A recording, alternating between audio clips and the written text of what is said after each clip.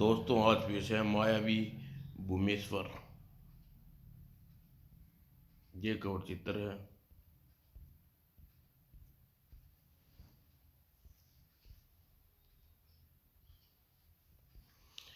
कंचनपुरी की जनता धर्म प्रयाण सदाचारी एवं परम प्रतापी राजा मिला था। मोहन सिंह राजा को दुनिया में हर सुख सुविधा का उपलब्ध थी, लेकिन उसकी कोई संतान न थी। इस कारण उसे महारानी सुमित्रा को हर समय दुखी रहते थे। एक रात, राजन, तुम्हें संतान चाहिए ना? लो, यह फल खा लो। इतना कहकर साधु अंतर्ध्यान हो गए और महाराज हड़बड़ा कर बैठ गए। ओह, तो यह सपना देख रहा था। हाँ। तभी उसकी दृष्टि सिराने पर रखे फल पर पड़ी और चौंक पड़ा। तो यह सपना सच्चा था। इसके बारे में महारानी को बताता हूँ। और राजा महाराज शयन कक्ष में पहुंचकर महारानी, उठो महारानी। अगले ही पल, ओह महाराज, आप सुकुशल तो है? हाँ, सब कुछ सुकुशल है। मैं आपको एक बात बताने आया हूँ। फिर महाराज ने सपन वाली बात महारानी को बता दी। पूरी बात सुनकर, तो यह फल खा लीजिए, शायद साधु द्वारा बात सच्ची हो जाए। ठीक है महारानी, तुम कहती हो तो सुबह खा लूँगा। और कहकर महाराज ने वहाँ से चले गए। अगले दिन सुबह उठकर महाराज ने फल खा लिया और निश्चित समय पर महारानी को एक सुंदर कन्या का जन्म दिया। बधाई हो महाराज, राजकुमारी पैदा हुई। आखिर फिर मैं पिता बन गया।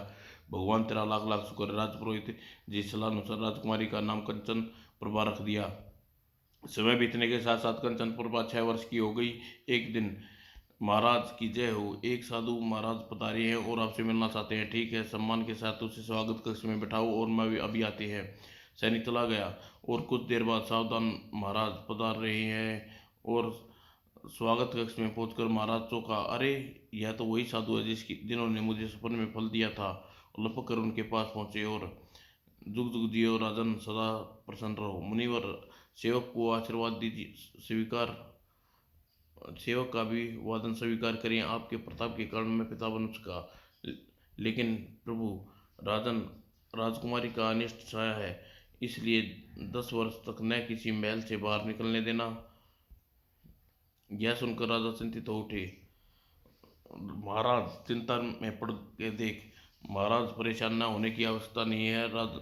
राज नवाब, जब तुम्हारे साथ देखकर मुनि देव ने बाल विवाह का नहीं हो सकता, तो फिर कुछ कीजिए।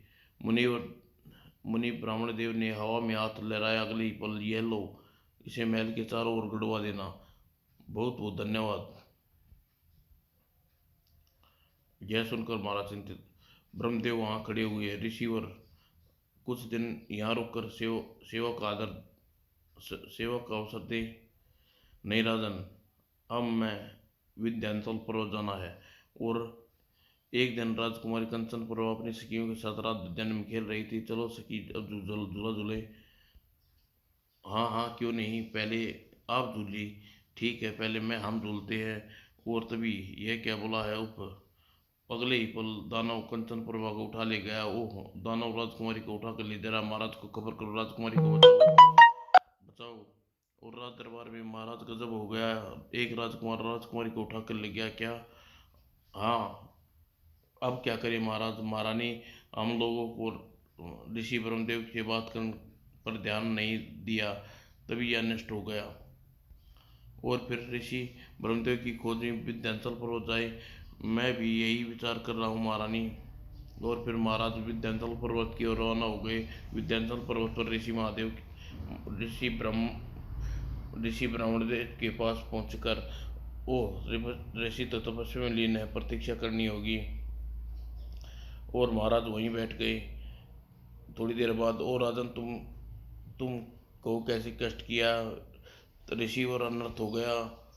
महाराज ने कंचन प्रभा के अपहरण की बात बता दी। ब्रह्म ऋषि सुनकर आंखें बंद कर दी और सिर दी। राजन, यह काम तांत्रिक त्रिकाल का है। तांत्रिक त्रिकाल? हाँ, उसने राजकुमारी को मायावी राक्षस द्वारा राजकुमारी का अपहरण करवा लिया है।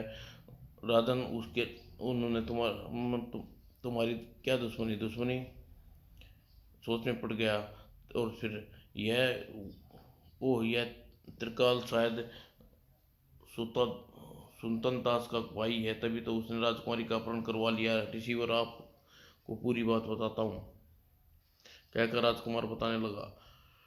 ऋषि और आज से लगभग 10 वर्ष पूर्व की बात है। एक दिन रात दरबार में बैठे थे। दरबार में ही वह व्यक्ति सु सु सुशांत दास, निर्मल हत्यारे वो लुटेरा, इसे जगत नारायण के घर में डाका डाला और तीनों हत्याएं कर डाली है। और काफी खोज के बाद कल हमारे सैनिकों ने पकड़ा गया है। महाराज इसके अपराध में इसे कठोर सजा मिलनी चाहिए। सुशांत दास हत्यारा से बढ़कर भी कई अपराध नहीं होता, फिर भी तुमने ये एक नहीं 3 लोगों की हत्या की है, लूटपाट की है, और अपराधों के लिए हम तुम्हें मौत की सजा सुनाते हैं क्या? यह कहकर प्रधानमंत्री अपनी कुर्सी पर बैठ गई और सोच में पड़ गई। हाँ, इसे कल ही मौत के घाट उतार दिया जाए ताकि तुम्हारा अंजाम देखकर लोगों को सबक मिले। तभी महाराज रहम, मेरे भाई को मौत की सजा न दीजिए, रहम कीजिए। यह कौन है? यह महाराज, यह अपराधी का छोटा भाई तांत्रिक विक्रांत है। ओह, तुम अपने अपराधी भाई की पैरवी करने आए हो? महाराज, जीवन भर के लिए कारागार में डाल दीजिए, मौत की सजा न दीजिए। नहीं, हमारा फैसला अटल है। हम हत्या की सजा केवल मौत के अलावा और कोई नहीं हो सकती। नहीं महाराज, इसे एक मौका दीजिए। सैनिकों, इसे दरबार से बाहर निकाल दो। यह तांत्रिक विक्रांत क्रोधित से उठा। महाराज, मेरे भाई की मौत की सजा देने से आपको महंगा पड़ेगा। मैं आपको खून के आंसू रुला दूंगा, इस राज्य को बर्बाद कर दूंगा। बस रिसीवर, यही कहानी है। ओह, तो तांत्रिक विक्रांत, तुमसे अपने बड़े भाई की मौत का बदला लिया है? हाँ रिसीवर, लेकिन यह सब हम अब क्या करें? राजकुमार राजन, कंस परंपरा को मुक्त कराने के लिए अब तुम्हें 40 दिन तक सूर्य की आराधना करनी होगी। हाँ राजन, इसके अलावा और कोई रास्ता नहीं है। यदि सूर्यदेव प्रसन्न कर लिया तो तुम्हारी मनोकामना से पूर्ण होगी। ठीक है ऋषिवर, मैं जैसी आपकी आज्ञा, कहकर ऋषिवर महाराज वहां से चले गए। और कंचनपुर पहुंचकर उन्होंने राज कार्य प्रधानमंत्री को सौंप। वह एक स्थान पर बैठकर सूर्यदेव की उपासना करने लगे। ओम नमः शिवाय, ओम सूर्य नमः। और उधर तांत्रिक विक्रांत के अड्डे पर एक गुफा में जय काली भैरव।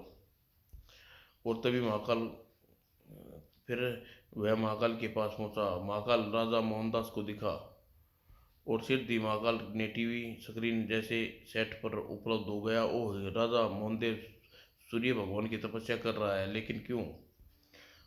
यह पुनः अपने आसन पर जा बैठा। चाहे जितनी तपस्या कर ले सो मोहन प्यारे, मोहन सिंह, मैं तुम्हें छोड़ूंगा नहीं। और फिर शमशान देव राजा मोहन सिंह को इतना भयभीत कर दो कि तपस्या भंग कर वहां से भाग जाए। जो आज्ञा स्वामी। और उस उधर महाराज महामंत्री जी, आज महाराज की तपस्या करते हुए 35 दिन हो गए हैं, उसके बाद कोई खोज खबर नहीं है। महाराज महारानी, महाराज बिल्कुल ठीक है, बस 4-5 दिन बाद की और बात है। और उधर ओम नमः शिवाय, ओम नमः शिवाय, ही किटकिट कुटकुट हुआ। फिर नरकंकाल आंखें से तेज प्रकाश निकला और महाराज के चारों तरफ ओम नमः शिवाय, ओम नमः शिवाय। ओह, यह क्या? लेकिन सिर दी हुआ वापस लौट गया। और तांत्रिक क्रोधित होकर कुछ मंत्र पढ़ने लगा। हुक्म करे मेरे मालिक असुदेव, महाराज मोहन सिंह की तपस्या आज भंग कर हो जानी चाहिए, वरना सूर्यदेव हम वरदान प्राप्त कर लेगा, जैसे आपकी आज्ञा। और दानव वहां से गायब हो गया। और कुछ ही देर बाद, ओह, यह भी मर गया। अब क्या होगा? हो उधर 40वें दिन ओम नमः शिवाय, ओम नमः शिवाय, महाराज की तपस्या में लीन थे। तभी, आंखें खोलो, बस तुम्हारी कठोर तपस्या से प्रसन्न है।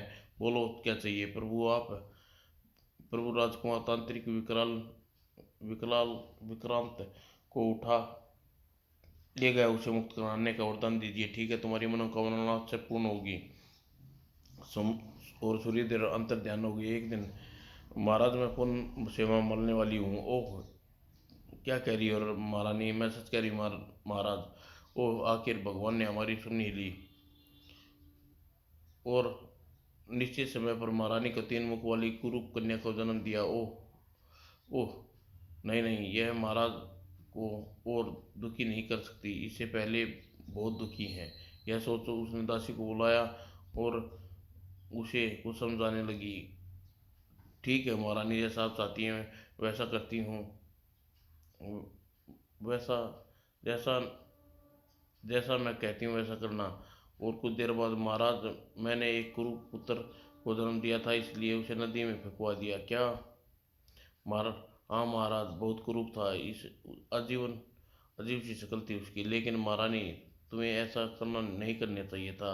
महाराज उदास हो गए। तभी एक बच्चे को लिए सूर्य भगवान प्रकट हुए। प्रभु सूर्यदेव, हाँ हाँ महारानी, मैंने तुम लोगों की मनोकामना पूरी करेगा। तुमने इसे नदी में फेंकवा दिया था, ले संभालो इसे। लेकिन सूर्यदेव, यह तो 3 मुंह वाला है और क्रूप भी है। महारानी ने बच्चा ले लिया।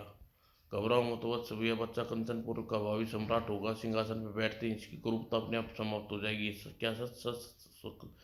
और सूर्य भगवान अदृश्य हो गई। और उस दिन सारे राज्य में खुशियां मनाई जाने लगी और जनता हर्षोल्लास से नाच उठी। पुत्र पाकर महाराज और महारानी खुश थे। महाराज, इसका नाम मयूर सेन रखूंगी, क्योंकि इसकी शक्ल मोर जैसी है। हमें सूर्य भगवान की कृपा से प्राप्त है। अवश्य प्रिय, यही तो बस राज्य का उत्तराधिकारी हमारी मनोकामना पूर्ण करने वाला है। समय बड़ी तेजी से बीत रहा था। सूर्यदेव के अंश से उत्पन्न बालक मयूरसेन बड़ा हो गया। उसने इतना बल था कि पराक्रम में उसके बड़े बड़े पेड़ों को उखाड़ फेंकता और हाथों हाथी घोड़ों को उठाकर पटक देता। और गुफा में कैद राजकुमारी चंद्रप्रभा भी पूरी युक्ति बन गई थी। दोस्त, छोड़ दे मुझे, वरना मैं तेरे अंजाम बहुत बुरा होगा। ओह, अंजाम बुरा होगा? देखियो, तेरे बाप को तड़पा तड़पा कर मारूंगा। भगवान तुझे इसका दंड अवश्य देगा। मेरे पिताजी पूरे राज्य को मेरे मैं तेरे पूरे राज्य को तबाह कर दूंगा। असुरदेव कंचनपुरी जाओ और इसके भाई भाई तो क्या, मेरा भाई भी है। विक्रांत वहां से सीधा अपने कक्ष में पहुंचा। महाकंकाल दिखा, मयूरसेन कहाँ है? और अगले पल, ओह, इतना बड़ा हो गया है। इतनी इतनी ताकत, इसका भी कोई उपाय करना पड़ेगा। और उधर महल में बेटा असम म्यूरेश्वर, अब तुम बड़े हो गए हो, अतः हम चाहते हैं तुम अपनी बहन तांत्रिक विकराल की कैसे छुड़ा लो। कौन सी बहन? कैसी बहन? क्या मेरी बहन भी है? हाँ बेटा, तुम्हारी बहन है। सुनकर, पिताजी, मैं आपको वचन देता हूँ कि अपनी बहन को कैद कराने वाले को नाश करके उसे सिद्धि छुड़ा लाऊंगा। किंतु उससे पहले भगवान विष्णु की से तपस्या करके मैं उससे वर प्राप्त करना चाहता हूँ। ठीक है बेटा, जैसी तुम्हारी इच्छा। कहकर महाराज कंचन प्रभा को सारी विस्तार से बता दी। महाराज की आज्ञा पाकर मयूरसेन वन की ओर रवाना हो गए और सरोवर के किनारे तपस्या करने लगे। ओम नमः विष्णुए। और उधर गुफा में तांत्रिक विकरात की तपस्या से लीन था। जय काल भैरव की। और तभी काल भैरवी प्रकट हुई। बोल तांत्रिक, क्या चाहिए तुझे? माँ काल भैरवी, मुझे शक्ति दे, कोई प्रार्थना कर सके। वो तंतलोक में अब क्या होगा माँ काल भैरवी? ऐसा ही होगा। यह ले मेरी खड़ग। यह काल भैरवी अदृश्य हो गई। और उधर तंत्रलोक में अब क्या होगा? माँ काल भैरवी अपने खड़ग तांत्रिक विकराल को सौंप दिया। यह यकीन उसे गलत कामों में इस्तेमाल करेगा। हाँ, असुर लोग शमशान शमशान देव और करकाल देव सदियों से वह पहले ही दुरुपयोग कर चुका है। फिर क्या किया जाए? इसके लिए हमें अवश्य ही कोई उपाय करना पड़ेगा। हमें, हाँ, पृथ्वीलोक पर तांत्रिकों द्वारा तंत्र लोक पर कब्जा करने का प्रयास प्रतिदिन बढ़ते जा रहे हैं। विक्रांत जैसे ही लोगों को तंत्र लोक को बदनाम करके लिए मिटाने पर तुले हैं। अगर हमने कोई ठोस कदम न उठाए तो गंभीर परिणाम होगा। क्या फिर क्या किया जाए? कोई रास्ता निकाला क्यों ना हम भगवान विष्णु को प्रार्थना करके कोई उपाय सुझा दे। ठीक है, चलो उसके पास चलते हैं। हाँ चलो। और देवलोक और देव पृथ्वीलोक की अन्य तांत्रिकों की प्रतिष्ठा मिट्टी में मिलने पर तुले हैं और असुर प्रेतम व प्रेतात्मा पर हमला तंत्रलोक पर होने लगा है। क्या कृपा हमें सहायता करें? और एक क्षण सोच विचार त्याग करने बाद, ठीक है आप लोग जाइए, हम देखते हैं क्या कर सकते हैं, धन्यवाद। और फिर वहाँ से वापस लौट चले। और उधर मयूर सिंह तपस्या में नियत थे। ओम विष्णु तभी वत्स बोलो क्या चाहते हो? ओ विष्णु भगवान। आप मयूर सेन ने भगवान विष्णु के चरण स्पर्श किए। तत्पश्चात, प्रभु आप मुझे असुरों और दुष्ट आत्माओं को नष्ट के और भ्रष्ट तांत्रिक पर विजय प्राप्त करने के अमर रहने का वरदान वर दें। हूँ तो इसने हूँ तो क्यों न इसे स्वा स्वाचित वर दूँ और तंत्र लोक देवी के देवों के किया वादा पूरा हो जाएगा। अच्छा लो चंद्रमुखी माला, जब तक ये तुम्हारे गले में धारण रहेगी तुम कोई राक्षस प्रेत आत्मा या तांत्रिक नहीं मार सकेगा। धन्यवाद प्रभु। और इधर राजा मोहन सिंह के महल में राजकुमारी सुमित्रा के साथ बैठी वार्तालाप कर रही थी। महाराज, हमारा पुत्र मयूरसेन विष्णु की आराधना करते हुए काफी दिन हो गए हैं, अब तक तो उसे लौटाना चाहिए। लौट आएगा महारानी, चिंता की कोई बात नहीं, वह सूर्य देव का अंश है। ठीक कह रहे हो महाराज, हमें भला क्या खतरा हो सकता है? उधर कंचनपुरी आजाद नगर में भागो भागो, राक्षस राक्षस आ गई।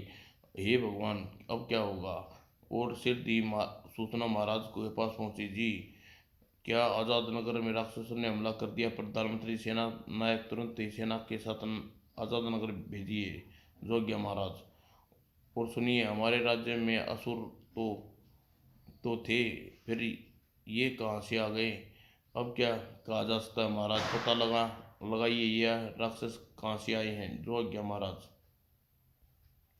और उधर मयूर सेन चंद्रमुखी की माला गले में धारण की और राज महल में लौटा। मेरा बेटा आ गया, राजकुमार लौट आया। ओह, मयूर सेन अपनी बहन का मुक्त कराएगा।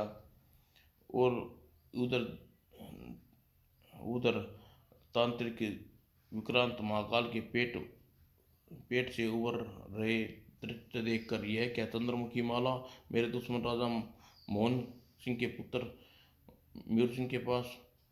और वह अपने आसन में पहुंचकर नरमुंड से बोला, शमशान देश के नरमुंड, चंद्रमुखी माला अपने गले में धारण कर रखी है, बताओ उसे वे कहाँ से मिली? कुछ देर खामोशी के बाद, स्वामी मयूरसेन की माला भगवान विष्णु की आराधना से प्राप्त की है। ओह, लेकिन क्यों? ताकि वह असुरों और भ्रष्ट तांत्रिकों की आत्मा दुष्ट आत्मा को पराजित कर सके, साथ ही अपनी बहन कंचनपुर को तुम्हारी कैद से छुड़ा सके। क्या ऐसा कर पाएगा वह? स्वामी, वह बढ़िया दृश्य अद्भुत माला है, जब तक वह उसके पास रहेगी कोई नहीं मार सकता। लेकिन ओह, लेकिन यदि किसी तरह वह माला उसके गले से उतार ली जाए तो वह हमें हरा पाना मुश्किल है। उसके शरीर पर हाथी की ताकत चीतों से फुर्ती है। ओह हाँ, वह मायावी भुवनेश्वर है, सूर्य देव के आशीर्वाद से पैदा हुआ, उसने बहुत सी खूबियाँ हैं। ओह, तो उसे पाताल भैरवी की साधना करनी होगी। तांत्रिक विक्रांत बहुत ही व्याकुल था और तुरंत ही पाताल भैरवी की तपस्या में लीन हो गया। और दरबार में, महाराज, असुरों द्वारा हमले की गतिविधियों की संख्या बढ़ती जा रही है। अब करोड़ सैनिकों लोग मारे जा चुके हैं, लेकिन हमारी सेना क्या कर रही है? असुर के समक्ष सैनिक नहीं टिक पाते, हुए मारे जाते हैं। क्या? जी महाराज, उसका मुकाबला पता नहीं हो कौन करेगा। तभी, पिताजी, असुरों का मुकाबला मैं करूंगा, मैंने इस लक्ष्य में विष्णु भराव से माला प्राप्त कर ली है। ओह, सचमुच ऐसा हो सकेगा? हाँ पिताजी, ऐसा हो अवश्य ऐसा होगा। तुम तुमने हमारी एक और समस्या हल कर दी है बेटे, जाओ अपना कार्य करो। और मैं और महाशस्त्र सैनिकों के साथ तांत्रिक विक्रांत की खोज में निकल पड़ा। भागो राक्षस भागो, वाह बचाओ, ये भगवान रक्षा सहायता करो। और अगली पल मारो, टूट पड़ो सैनिकों इन पर। उतरा कचाक आह। और 12 राक्षस और 3 सैनिकों की लड़ाई में मारे गए। बाकी बचे भाग खड़े हुए। पी, चलो पीछा करो। वो वे तो पीछे वे तो पहाड़ी के पीछे जा रहे हैं, तेज भागो। और हैरान रह गए, ओए ये क्या। माय महेश्वर ने सैनिकों को पहाड़ी के पीछे पहुंचे और सीढ़ियों से तहखाने में उतरते चले गए। ओह, यहाँ तो जाने कहाँ गायब हो गई। और मयूरेश्वर ने सैनिकों को तहखाने से निकलते देख कुछ अभी दूर गए थे कि आह, काफी ढूंढने पर राक्षस न मिले और वापस लौट चले। मयूरेश्वर जमीन पर गिर पड़ा। फिर राक्षस का वार करने के लिए जैसे ही संभला, ओह, वह चला गया। लेकिन तभी ऐसा ही खड़े सैनिक, इसे कैसे निपटा जाए। तभी राक्षस बड़ी तेजी से लौटा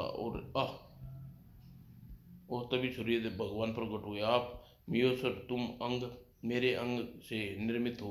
तुम्हारे बाएं सिर की आंख अग्नि की किरणें हैं, उससे दानों को जलाकर राख कर सकते हो क्या। सूर्य भगवान अंतर ध्यान हो गए। और फिर दानव महेश्वर पर हमला करने आया तो उसने बाएं आंख को प्रहार किया। आह, मर गया मैं। और दानव नीचे गिरकर राख में बदल गया। तांत्रिक विक्रांत परेशान था। दानव को जलाकर राख कर दिया उसने, लेकिन मैं हार नहीं मानूंगा। शमशान की देवी को भेजो और वहीं इसे निपटा जा सकता है। तभी नगर में असुरों का हमला की खबर पाते ही मयूरसेन वहां पहुंचा।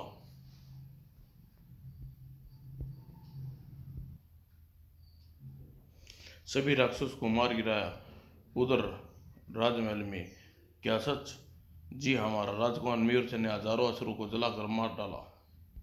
ओह आह, यकीन राजकुमार कोई मायावी है।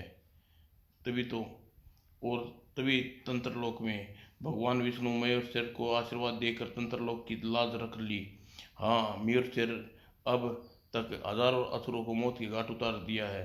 वास्तव में ही वह तांत्रिक विकराल जैसे दुष्टों का परास्त कर देगा, लेकिन काल भैरवी की खड़क के सामने नहीं टिक पाएगा। भगवान विष्णु चंद्रमाला के आगे खड़क कुछ नहीं है। अच्छा, हाँ, और सूर्य भगवान के अंश से निर्मित महेश्वर की शक्ति भी तो है। अरे वाह। और संध्या के समय मुझे इस पहाड़ी के पीछे फिर से जाना चाहिए। कहीं दानव होगा, उसे राजकुमारी का अपहरण किया होगा, उसका मतलब राजकुमारी यहीं कहीं होगी। और तभी पहाड़ी की ओर बढ़ा। मयूरेश्वर उठ खड़ा हुआ। हे भगवान, रक्षा करो। और तभी आकाशवाणी हुई, महेश्वर अपने बाएं सिर की आंख पर इन प्रेतों की किरणें फेंको। और तड़क चचा ची चू चू। और प्रे, चारों प्रेत भस्म कर दिए। महेश्वर अपनी माला उठाकर आगे बढ़ा। तभी तांत्रिक विक्रांत वहां प्रकट हुआ। अच्छा है तू तांत्रिक विकराल, तूने मेरी बहन बहन राजकुमारी को कैद कर रखा है। हाँ, और अब मैं तुझे भी नहीं बचा सकता। इतना घमंड न मत कर दुष्ट। और तभी तांत्रिक ने मयूरेश्वर पर खड़क का प्रहार किया, लेकिन इस बार मयूरेश्वर बच गया। लेकिन तड़ाक, ओह, महेश्वर की खड़क टूट गई। और खड़ाक चटाक, आह, विक्रांत फुर्ती से उठा। और मयूरेश्वर की आंख से निकली तंत्र किरणें विक्रांत की कोई प्रभाव नहीं पड़ा, कोई लाभ नहीं। ओह, तभी आगे बढ़ा। और विक्रांत तांत्रिक ने विक्रांत ने मयूरेश्वर के गले में पड़ी चंद्रमुखी निकाल ली। चलो महाराज को खबर करे। अरे तांत्रिक विक्रांत, अरे राजकुमार, अरे कौन हो तुम, कौन बचाएगा भगवान। और दोनों सैनिक वहां से भागे और मयूर तथा चक्र विक्रांत अपने अपने इष्ट देव को याद करने लगे। जय पिताल भैरवी, जय सूरज देव। और तभी एक साथ दो चमत्कार हुए। और तभी तांत्रिक के हाथ में फरसा और म्यूरिस के हाथ में गदा प्रकट हुई और दोनों भिड़ गए। फिर दोनों ने किसी ने हार न मानी। धड़ाक खचाक। यह देख तांत्रिक विक्रांत वहां से भाग गया, लेकिन म्यूचर ने उसे पकड़ लिया। भागकर कहाँ जाएगा दोस्त। और फिर उसने अपनी माला छीन कर गले में पहनी। तभी अवसर पाकर विक्रांत वहां से भाग खड़ा। मेरे पीछे पीछे छोड़ने वाला नहीं हूँ विक्रांत। ओह उधर राजमहल में क्या राजकुमार मयूर चंद्र मुखी माला तांत्रिक ने छीन ली। जी महाराज। और महाराज परेशान उठे। महाराज मयूर की जान खतरे में, हमें फौरन चलना चाहिए।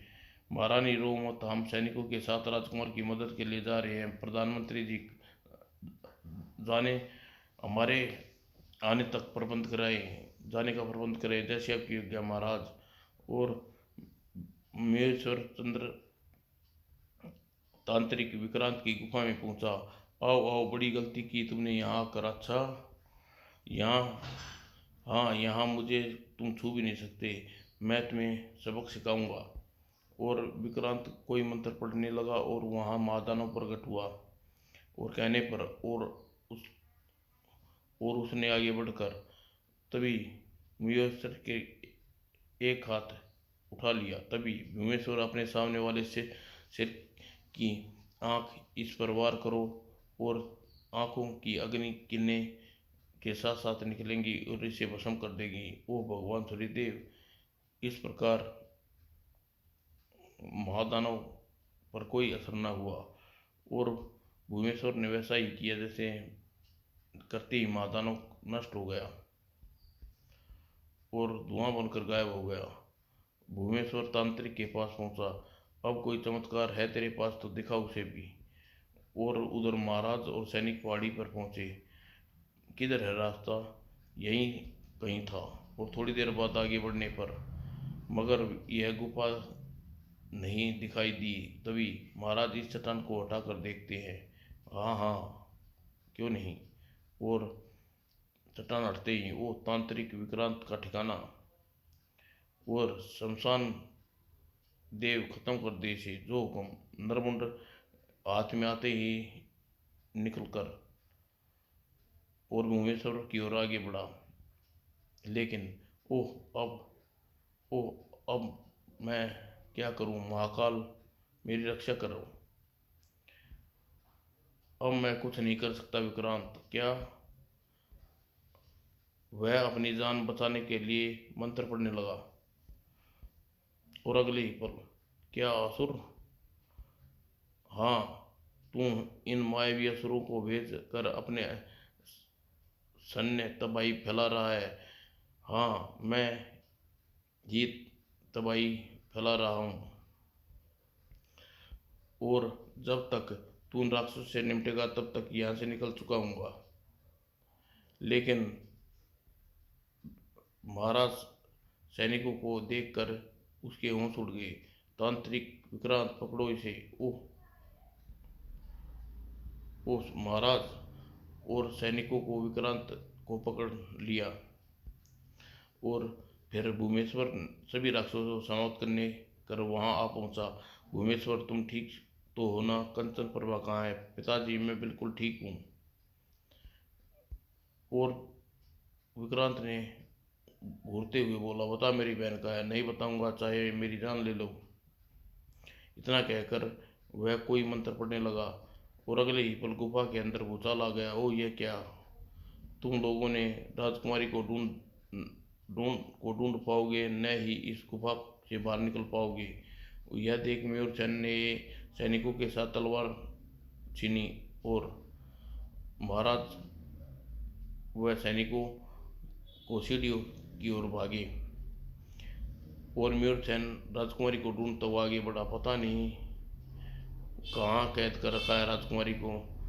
और अत्यंत में वह कोठरी के सामने पहुंचा जिसमें राजकुमारी कहती है, राजकुमारी कंचन प्रभा कौन? मैं यहाँ हूँ तुम्हारा भाई राजकुमार मयूरसेन। मयूरसेन मेरे भाई। और मयूरसेन ने अपनी शक्ति प्रहारों से कैद खाने का तोड़ डाला और राजकुमारी के साथ लेकर बाहर की ओर भागा। भैया बचाओ। और मयूरसेन ने कंचन प्रभा को एक परे धकेल दिया और पत्थर से बच गई। और उधर पहाड़ी पर मयूरसेन अब तक गुफा से बाहर नहीं आया। महाराज घबराइए, राजकुमार को कुछ नहीं होगा, तुम ठीक कहते हो। वो सैनिक को सूर्यदेव नहीं चाहते कि मयूरसेन को कोई मार सकता है। और तभी मयूरसेन कंचन प्रभा को कंधे पर उठाए बाहर निकला। पिताजी, मैं आ गया। ओह वाह वाह। कंचन प्रभा को भी क्या हुआ मयूरसेन? इसे कुछ नहीं हुआ पिताजी, चिंता की कोई बात नहीं है, इसे होश आ जाएगा। कोई भगवान तेरा लाख लाख शुक्र है। चलिए महाराज, अब देर मत कीजिए। हाँ हाँ चलो। और उधर तंत्रलोक में खुशियाँ मनाई जा रही थी। विक्रांत का वध करने के बाद मयूरसेन तंत्रलोक का आशीष तो बचा लिया। हाँ, तंत्रलोक के साथ साथ ऋषि लोक भी प्रसन्न है। इससे के लिए हमें भगवान विष्णु का प्रति कृतज्ञ होना चाहिए। हाँ हाँ। और लेकिन सिर्फ विक्रांत को समाप्त हो जाने से कुछ नहीं होगा। अन्य भ्रष्ट तांत्रिकों को, असुरों को, प्रेतात्मा को सफाया भी जरूरी है। ठीक कहा आपने। जब तक पाप और भ्रष्टाचार उग्र रूप से धारण करता है तब तक स्वांग करने के लिए मार्ग में स्वतंत्र प्रयत्न हो सकता है। हाँ, प्राय ऐसा ही होता है। और तभी आइए आइए ऋषिवर, हम लोग आप को याद कर रहे थे। अच्छा, क्या भुवनेश्वर की चर्चा हो रही थी? फिर सभी ने आप अपने आसनों पर बैठ गए। हाँ, लेकिन ऋषिवर एक बात समझ में नहीं आई। क्या? सूर्यदेव ने असुर प्रेतात्मा को नष्ट को भ्रष्टांतरी को समाप्त करने के लिए म्यूरेशन को कुरूप और 3 सिरों वाला क्यों बनाया? सूर्यदेव ने म्यूरेशन को ऐसा इसलिए बनाया क्योंकि लोहे को लोहा काटता है। ओ, तो क्या अब हमेशा यही बने रहेगा? न जाने, यह जानने के लिए तुम्हें हमारे साथ कंचनपुर महल पर चलना होगा। और महल में आज मैं यह राजा की बागडोर अपने पुत्र भुवनेश्वर को सौंपता हूँ। महाराज की जय हो। और फिर महाराज चंद्रसेन ने अपना राजमुकुट मुकुट सिर की ओर बढ़ाया बढ़ाया और जैसे ही राजमुकुट राजकुमार मयूरसेन के सिर पर रखा गया वैसे ही बाकी 2 सिर गायब हो गए और शकल हमेशा आम आदमी की होगी। वह चमत्कार हो गया। अरे वाह! अरे मेरा भाई कितना सुंदर हो गया। समाप्त दोस्तों।